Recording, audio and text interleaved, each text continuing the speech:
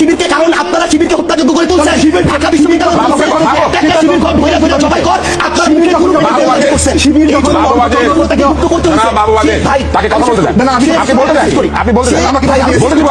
এনসিপির দলীয় অবস্থান, এনসিপির মনে হয়েছে নির্বাচনী জোটে তার যাওয়া প্রয়োজন। এনসিপির মনে হয়েছে এই না ভাই, এসব ফালতু কথা আপনি বলতে পারেন না। এই ধরনের ট্যাগিং রাজনীতি করে আওয়ামী লীগ অনেকে হত্যাযোগ্য করে তুলছে। আপনি একটু আগে বলতেছেন যে আমরা ছাত্রলীগের তলে ছিলাম, হেলমেট ছিলাম, এখন আবার বলতেছেন না ভাই, আমি বলি এখন আবার বলতেছেন অধিকাংশ শিবির ছিলেন। তাহলে অধিকাংশ যদি শিবির আন্দোলন করে, এই আন্দোলনের ক্রেডিট আপনি তাকে দেন।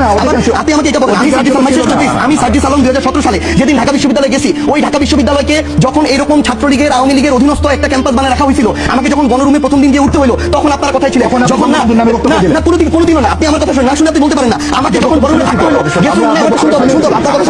আমাকে যখন গণরুমে রাখছে, গেস্ট রুমে রাখছে, আমাকে যখন অত্যাচার করলো, নির্যাতন করলো, শেষ করতে হবে। আপনি যখন পড়ছেন তখন এটা ছিল কিনা আমি জানি। আমি যখন পড়ছি আমারটা বলতেছি, আমাকে যখন গেস্ট রুমে রাখা হলো, প্রোগ্রাম করানো হলো, আমাকে যখন একজন আওয়ামী লীগের মন্ত্রীকে সালাম দেওয়ার জন্য ঘন্টার পর ঘন্টা মধু ক্যান্টিনে দাঁড় করে রাখা হলো, তখন আপনার এই সিভিল সোসাইটি কোথায় ছিল? যখন ঢাকা বিশ্ববিদ্যালয়ের শিক্ষকরা এক একটা দালালের ভূমিকা অবতীর্ণ হলো, যখন আমাকে ওই ক্যাম্পাসে ওই নেতাদেরকে সালাম দিয়ে মাথা নোয়া নোয়া চলতে হয়েছে 3 বছর, তখন আপনার এই সিভিল সোসাইটি আপনার কোথায় ছিলেন? আমাকে এটাতে বাধ্য হইতে হয়েছে। এরপরে আমার জায়গা থেকে যখন সুযোগ হয়েছে, আমি মাথা উঁচু করে দাঁড়াইছি। ওই অভ্যুত্থানের সামনে সাইডে যখন 2টা ছেলে দাঁড়াইছিল, এর মধ্যে একটা ছেলে ছিল সার্জিস আলম। এই সার্জিস আলম দাঁড়াইছিল এটা রিস্ক জেনে যে হয় সে বেঁচে থাকবে, তার কোনো সরকারি চাকরি হবে না, এটা জেনে দাঁড়াইছিল। সে যদি ওখানে বেঁচে থাকে, বলতেই পারেন আপনি আগের ওটা কোনোভাবে এই কারণে বলতে পারেন আমি দাঁড়াইছিলাম, আপনি দাঁড়ান নাই।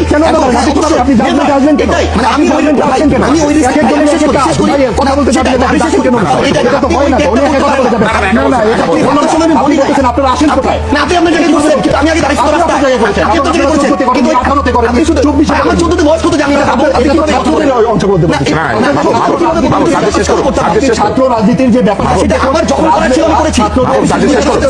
আমি শেষ করি, আপনারা ব্যর্থ হয়েছেন।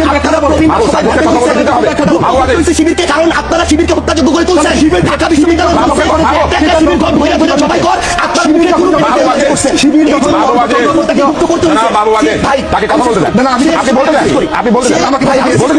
সে গুপ্ত থাকার পরেও তাকে ধরে ধরে পিটানো হয়েছে, তাকে খুন করা হয়েছে, হত্যা করা হয়েছে। একটা মানুষ শেষ পর্যন্ত যখন আপনারা কেউ তার পক্ষে দাঁড়ান নাই, যেই মনে করেন 25 বছরের ছেলেটা শিবির করে, ওই ছেলেটা তো তার আগের কোনো কিছুর সাথে সম্পর্ক নাই, তার তো বেঁচে থাকার অধিকার আছে, তার পরিবারের সাথে থাকার বাঁচার অধিকার আছে। তাকেও যখন শুধু একটা আদর্শভিত্তিক রাজনীতি করার কারণে হত্যাযোগ্য করা হয়েছে, সে গুপ্ত হয়ে গেছে।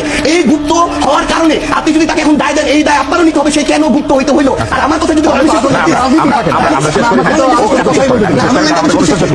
মানে দিন শেষে শুধু একটা জিনিস মনে রাখতে হবে ভাই, দিন শেষে শুধু একটা জিনিস, আপনি অবশ্যই ভাইকে দিবেন, দিন শেষে শুধু একটা জিনিস মনে রাখতে হবে, যেটা হচ্ছে আমরা পুরো প্রেক্ষাপটটা না জেনে ব্যক্তিগত চিন্তা কারো উপরে চাপিয়ে দিতে পারি না। এনসিপির রাজনীতি করবে, এনসিপি নির্বাচনের প্রয়োজনে সেটা করেছে, নির্বাচন শেষ হয়েছে।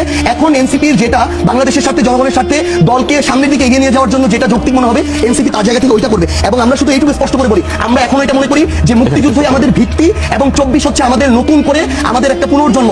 এই ভিত্তিটাকে মেনে আমরা আমাদের এই 24-এর আকাঙ্ক্ষাটা ধরে সামনের দিকে চলবো। জনগণ যদি আমাদেরকে মনে করে প্রাসঙ্গিক, আমরা প্রাসঙ্গিক থাকবো। জনগণ যদি মনে করে প্রাসঙ্গিক না, আমরা প্রাসঙ্গিক থাকবো না। কিন্তু কেউ যদি কোনো কিছু চাপিয়ে দিয়ে ব্লেম গেম খেলে মানুষকে বিভিন্ন ভাবে তার চিন্তাটা চাপিয়ে দেওয়ার চেষ্টা করে, এটা টিকবে না।